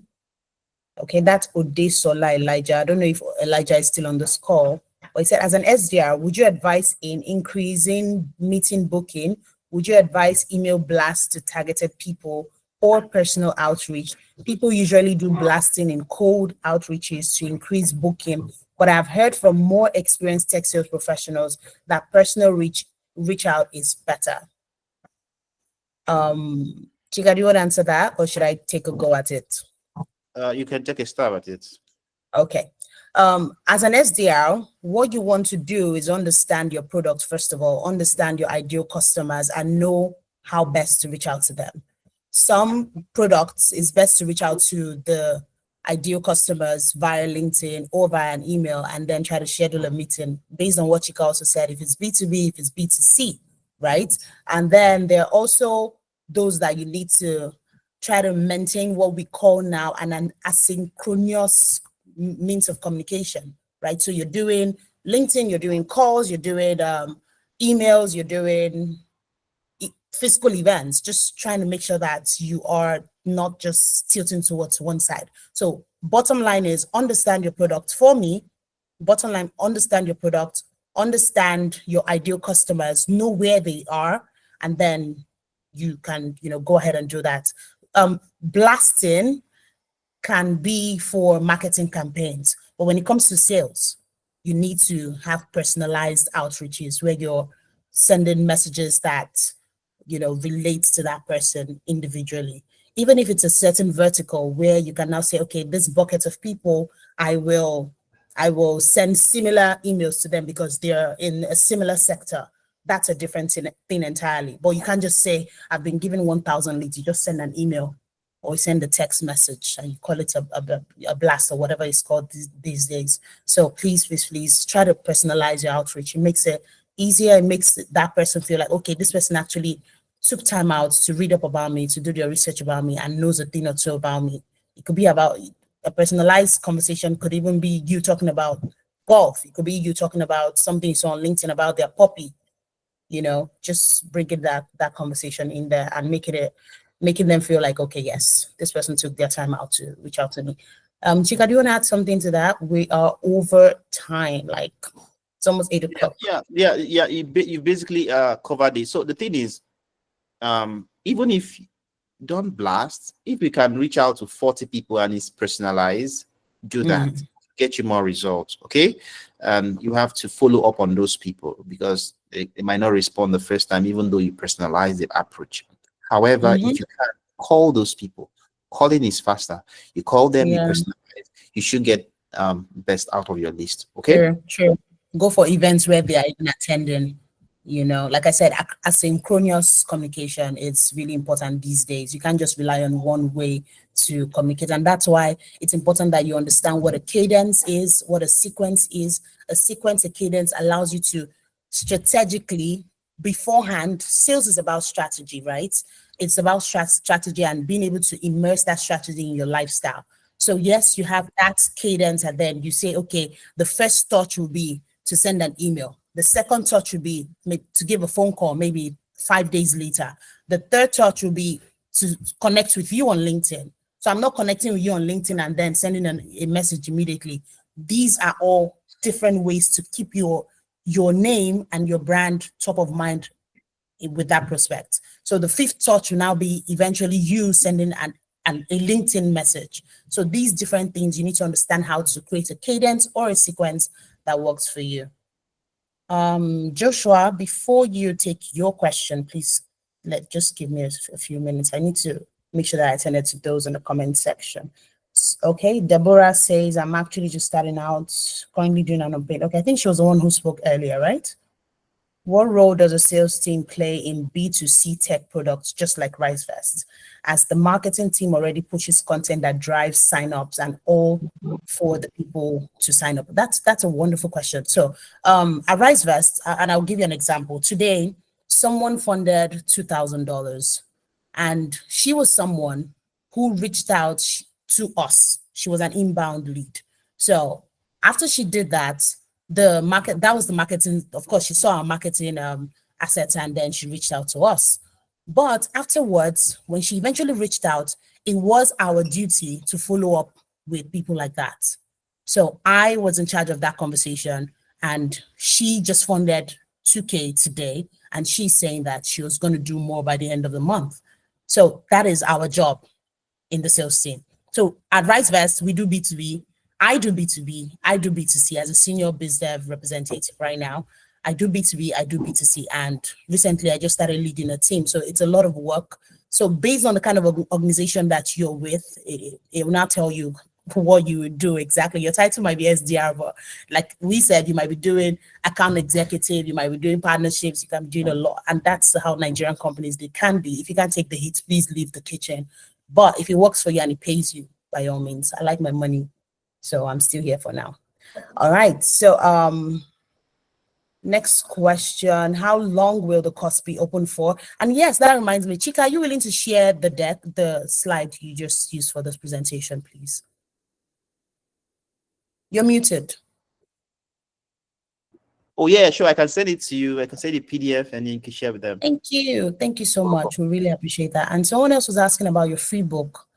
We also get a discount for the books, right? And there a free book or is for sale? No, the book I referenced was just normal book you could always get online. Oh, okay, on okay, Amazon. cool. You can get it on But you have a Amazon. book. Yeah, I The last do. I checked. Yes, But it's paid for. I'll send it to you. You could share with the community, right? Yeah. All right. Thank you so much. Someone said, is tech sales the same as product marketing? No, not just in tech, in every other industry. I'm tired of companies mixing sales and marketing. We work together, but we are very different entities. So yeah, I hope that helps. Okay, someone said we hired a fresh graduate as an ST. Okay, yeah, that was Ibukun affirming to what someone said earlier. Okay, if I'm missing your question, please just raise your hand From and say Utibe. something. Okay, Joshua, you can go ahead now. Okay, good actually good day wherever you are. I'm so sorry, it's quite very late right now. And straight up to my question, Chico, like just like I grew up in the East, I grew up in Onitsha, so we are all compassed with everything that concerns sales and marketing. Yeah. And while in Nigeria, the last job I did before I moved there was a business development manager. It's one of the TV brands in the East. And so moving down here, trust me, it's a whole different ball game, getting into back into that field. So I've been doing a lot of tech related courses online and stuff. And then I saw the tweets, and then it was what got me interested because I think the tweet was talking about we are unleashing a lot of tech products in Africa, and then we don't have people to actually sell. So I really got me thinking, and I was like, okay, wait, I've always done sales, and this is something I can actually take seriously because I've done a couple of things in tech industry. So I'm just thinking, and I want to also ask if your course, because I've gone through the course outline, is it going to prepare me to take up roles down here? And also, another important question is if I have to take up a role, for instance, like 'cause I'm seeing a lot of opportunities in Nigeria, the time difference won't it be like crazy because I'm like, this is my 3 a.m. and even in the US, the time difference is crazy. How would I navigate those things if I have to work like for a multinational in the US or in the UK? With your years of experience, you should go, going through this. So these are the questions that I have. Yeah. Okay. Sorry, where are you at the moment? I'm in Australia. Okay. Now, I want you to do something. It could be now, could be later on when you're less busy. Go on LinkedIn, search business development representative in Australia. There was a time I was even hunting for a job in Australia, sometime 2 years ago. I was like, let me try. Yeah, I was like, let me try Australia. Feel me? So why am I saying this? It may not actually be US or Canada or UK. In Australia, Australian tech scene is also growing. It's not as robust as United States, of course, but there's also opportunities for business development reps, customer success. When I don't know if you joined when we started, It's not just about BDROs. Yeah. What you will learn as a tech salesperson, you could even apply for an account manager role. Yes. And they have so many names for tech sales, just like Gertrude was saying. It might not just be, it might be BDRO, but they might call it market development rep or account Solution development rep. specialists. Or Yes. different names. Different names. So what I'm saying, what we're saying in essence is, first, regarding the time zone, before a company hires you, they will ask you for your time zone, usually, right? First, the fact that there are people in Nigeria working Eastern time zone and doing it conveniently should help you understand that it is possible. That's number one. Even if you choose not to work for a US company or a UK company, and you choose to just work for an Australian company, you can still, which is your time zone, it's easy. So, however you want to do it, what you learn will put you in a good, and you also, just like Adeline and some other people that already have a sales background, you're not starting from ground zero. You have foundation. You're just going to fill up some gaps on tech sales.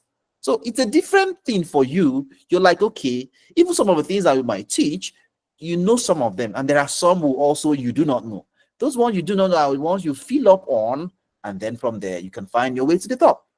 Okay, so what you learn will put you, it's more like we're pointing you in the right direction. This is what you need, this is what you need, this is what you need. Okay, just like a car that is faulty, it doesn't mean that the car cannot be fixed anymore. It could be maybe there's a fuse that needs to be fixed, or the tire needs to be changed, and the car is up and running again. So you have some knowledge in sales already. All we need to do is to fill up some gaps and point you in the right direction. Go this way, go this way. And I think you should be in a better position to even grab something real quick more than some of the Like people. for real. Like Yeah, I envy you. in a better position. Facts. I envy I'm paying you. for the Yeah. course. And Mhm. another question I wanted to ask concerning the course is that, because you're saying it was going to start, I think it was this week. Yeah, I think like a cohort is going to start. So how can you like throw more light on how the cohort works and the whole Okay, so thing? have I spoken with you before now? I'm just asking. No, I read your mail. Okay, yeah. Sunday, we have one starting on Sunday. I don't know if you're open to that. Just reach out to Gertrude or hit me up, however you want, and we can set you up. All right? No, he should reach out to the community. Reach out to the Okay. community. And then she'll push you. Which of the communities? Because I don't know, who do I reach out to? Do I reply your Okay. mail? I think I replied your mail, but you've not gotten back to me anyways. Oh, okay. So But are you part of the Slack channel? yeah, the Okay. TC, just a second. The T, I think it was open Nexus before. Nexus. Yeah. TSP, is that the No, one? no. TSP. No. Tech Sales Okay, then Nexus. I'm not. That's the one. Okay. I just dropped the Please, link in how the do I? comment section. So would have that conversation. Just fill the form in the comment section, and then I'll send you a DM on Slack. Otu, please. Okay. Yeah, Otu wants to say something to this, and Otu is also a very good person to answer this question as well, because he is the co-founder of Talent Pool, the HR tech company I mentioned earlier that I worked with. So that's my Oga here, and they work with talents that work for different organizations around the world. So Otu, please go Um, ahead. Hi, Joshua. So for time zone, yeah. Personal experience first. I've lived in different continents, so I've been in the US and looked for a job in Ukraine. I found a job in the US. Yes. One of my jobs currently, yes, Mm. is Seattle, and I met him in Ukraine. I met my manager in Ukraine, right? He didn't interview me though. It was a very simple conversation. But what I'm trying to say is I've looked for jobs everywhere, like literally everywhere. I'll go on places where I know that okay, there will not be Africans here, so competition will be less. Let me go there, right? Or the English is not so good, so they are looking for somebody who just speaks slightly good English. And obviously I'm native. All of us we speak English native, so that's an edge, right? And I go into the spaces, and I know for a fact I'm not going to see a Nigerian because nobody's thinking of going to look for a job in Ukraine. Who's going to look for a job in Ukraine? They're fighting war, right? But I go there, find the website. I look at this. I go to somewhere like Poland. I go to somewhere like Austria, like crazy place, right? That's one. Two. Gertrude already mentioned what we do. So we help Africans look for jobs worldwide, right? So Mhm. that also helps with the time zone knowledge. Then three, my sister owns a company. She also does that on her own. Now, it doesn't matter, right? In the grand scheme of things, what you should do is get the job first. If they ask you about, oh, if it's a problem that you're going to be working this time, tell them it's not going to be a problem. And if you really want that job, it is not going to be a problem. You change all, Yes, you have to be very drastic and disciplined. You change all your clocks in your house to your work time. I true. did that. All my clocks in my house were Ukrainian time. I was no longer using Nigerian time. So Yeah. now, looking at my watch, I'm typically trying to figure out what the time is in Nigeria or wherever I am, right? But my work time becomes my all time. My laptop had Ukrainian time. My watches had Ukrainian time. The clock on my wall had Ukrainian time. Like literally just switch my entire cycle, right? Mm-hmm. So you forget time zone. It doesn't, time zone now stops mattering to you because when you look at the time, what you're looking at is your work time, True. right? So your watch says 8 o'clock, you know that that's 8 o'clock for Ireland or 8 o'clock for Australia or wherever I've gotten this job. I don't True. believe with the hardship in Nigeria, I think we're literally trained for any other kind of situation, to be honest. Yes, Do not true. think we cannot adapt. I've not seen where Nigerians cannot adapt to, especially when you're making good or fair money, right? I do not think that. And if you used to sleep in the morning and now you have to sleep at night, or you used to sleep at night and now you have to sleep, it's very simple to change. Now you just know that when you switch all your clocks, you have to now make your bed by 10 o'clock when everybody's going to make theirs by 6. It's really Mm-hmm. not as much of a big deal as you think it is, right? Get the job, get your foot in the door. This is why I tell people, get your foot in the door first. Survey the area, know how the inside parlor is, then dominate. Yes. Literally. Forget your foot in. So you see how it is, right? Don't be on the outside and trying to make all these decisions. It's not that much of a big deal. Get the job Mm. first. Then the second question I wanted to ask is marketing. Yeah, there's a very big difference, but they are connected. So marketing does the thing where it's like somebody is shouting in front of your house, hey, and everybody looks now. Everybody's looking at the house. But the person, but the marketer is not the person that is going to drag people into the house. Into the house. Yeah. So once the person has done the shouting, everybody's now looking at the house, right? Attention is now on that house. What the Mm. salesperson is going to be like, oh, you want to see what's inside? Oh, yeah, come inside and see what's inside, right? So that's pretty much Yeah. the marketer, is the person that tells the company and tells the world, oh, this is what we do. Oh. If you guys are interested in this kind of thing, what we do. Then the sales guys go and tell them, oh, okay, you want to see inside? Come, let me show you inside, right? I think that analogy kind of just helps. Thank you too. Thank you so much. Okay. We've done 2 hours, and you all need to give us feedback if we should stretch our sessions to take 2 hours or maintain the 1 hour that we typically, have maintained over time. But this was good talk. I don't know about you guys, and it just reiterated a lot of things for me. And for those who are new in tech sales, I really hope this gives you some sense of direction. So take the course, and it could be this course, it could be other courses. There's so many courses. I took one with Course Careers. That was about $500.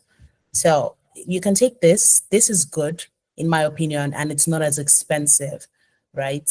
And once you take the course, you have the foundational knowledge. You can build up from there. And please don't miss the live sessions on Tech Sales Nexus.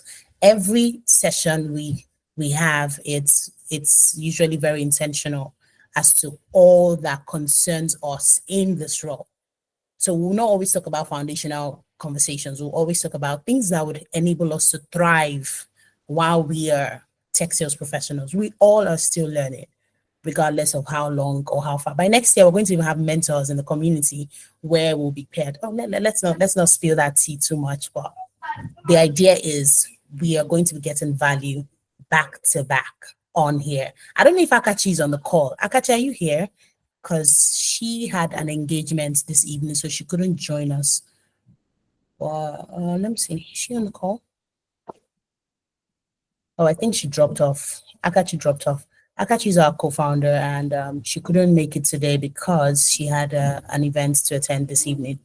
But Emenike is here, our community manager. So feel free to reach out to any of us in the community. If you've not filled the form, please fill the form. Thank you so much, Chika. Please, please, please join the community, and it'll be nice to learn. When I went through Chika's courses, when I was trying to build on my knowledge, and his conversation, the courses are very foundational. They are very foundational, and he breaks it down in a way that it is easy to understand for anyone at all. So yes, so let's have that conversation afterwards. It's been a pleasure. If we don't have any more questions, all right, Chika, please take care of yourself. Have a lovely evening, you all. Bye. 2 hours spent. Oh, Ibuku, 2 hours well spent. Thank you. Thank you. Thank you so much. That gladdens my heart. Thank you too. Thank you, each and every one of you. Bye. Bye, everyone. Bye, Grace. Bye, Debbie. Bye, Precious. Pleasure. Bye, Bukun. Josephine, Onyinye, my lawyer. Bye, Onyinye. Bye, Kofo. I won't pronounce the whole of the name. It's a mouthful. Bye, Kofo. Take care of yourself. It's not so difficult. I know. Okay, let me try now. Kofo Worola. How far? Yeah, it's just intonation now.